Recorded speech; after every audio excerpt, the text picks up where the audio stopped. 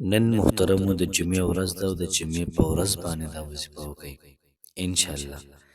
چې کوم لفظ ستا د خولې نه راوځي دغه پوره کیږي.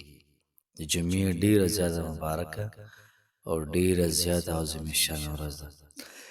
که ستا د خولې نه حاجت راووتو چې یاره زما پلان کې حاجت دی، الله پاک به قبلوي، ځکه دا وظیفه دومره پاورفل ده، دومره تاثیر او اثر لري.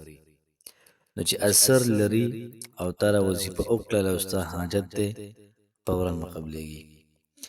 دغه رنګه وظیفه ډېر زیات اثر او تاثیر لري که ستا مشکلي او د هغه مشکل نه د نجات دپاره تا را وظیفه وکړه، انشاءالله مشکل به دې ختمېږي.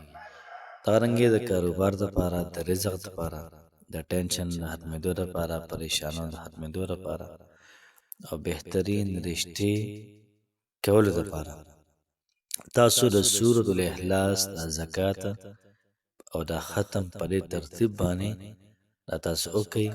انشاءالله العزیز تماشه کوئ چې الله پاک ستاسو ژوند څنګه بدلوي. عزیز محترمو، د سورة الاخلاص د دې وظیفې مکمل ترتیب او مکمل طریقه کار په دې کلیپ کې زده کړو چې یاره سورة الاخلاص به څو پیرې ویل پکاري او دا څومره ویل پکار دي، اثر او تاثیر برکات به سي. بسم الله الرحمن الرحیم. شروع کوم د ډیر زیات بخونکي او د ډیر زیات مهربان رب په نوم باندې. زه ګواهي ورکوم د دې خبرې چې د الله پاک نه علاوه د عبادت لایق بل څوک نشته. نبی کریم صلی الله علیه و آله وسلم د الله پاک بنده او د الله پاک رسول دی. زما د اسلام ډیرو زیاتو خوږو او درنو مسلمانانو خویندورونو، نن د جمعې ورځ ده او د جمعې په ورځ باندې دا وظیفه خامخا وکړئ. انشاءالله ستا د خولې نه به لفظ لا راوتی نه وي، دعا به لا راوتې نه وي، الله پاک به محضر قبوله کړي. نبی کریم صلی الله علیه و آله وسلم فرمایي د جمعې په دې ورځ باندې داسې وختونه دي، داسې ګنټې دي، ټایم دی په دې کې انسان دعا وکړي، الله پاک یې قبلوي. نو پکار خو دا ده چې موږ د سهار لمانځه نه بعد هم دعا وکړو، داسې 10 بجو کې هم دعا وکړو، ماسپښین د لمانځه نه مخکې وروسته دعا وکړو، د مازدیګر نه مخکې وروسته ماښام ماخوستن. انشاءالله العزیز چې کومه ګړۍ د دواړو جهانو سردار مبارک یاد دی، دغه ګنټه دغه ټایم دا پکې خامخا راځي. یو خو دا خبره شوله. بله دا خبره چې دومره مبارکه وظیفه ده او دا موږ په دې ورځ باندې وکړو، انشاءالله الله پاک به د هغې صله په دنیا او په آخرت کې راکوي. الله پاک به زموږ حاجت پوره کوي، مشکل دا به ختموي.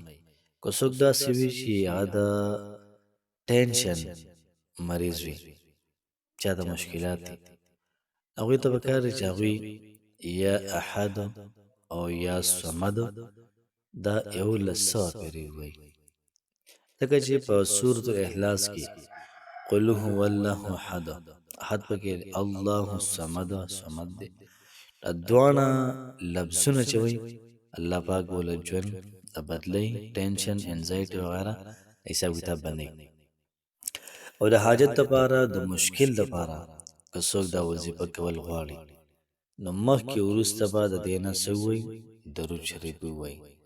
او درود شریف به پوره 140 پیرې ووایي، چې کله وویل 41 پیرې درود شریف، بیا به د هغې نه بعد سورة الاخلاص یعنی قل هو الله احد دا به ووایي 314 پیرې، قل هو الله احد الله الصمد لم یلد ولم یولد ولم یکن له کفوا احد، دا به ووایي 314 پیرې. او بیا به لاسونه اوچت کړي، دعا به وکړي. خو دعا نه مخکې الله پاک حمد و ثنا ویل، الله پاک تعریف کول. چې کله حمد و ثنا وشي، تعریف وشي، نو بیا به د هغې نه بعد تاسو دعا کوئ.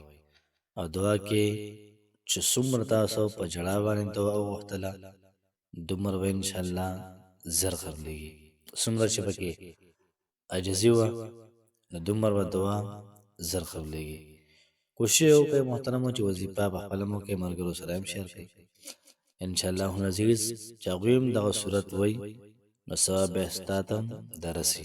الله پاک هم خوشحاله آباد ساته. السلام علیکم ورحمة الله وبرکاته.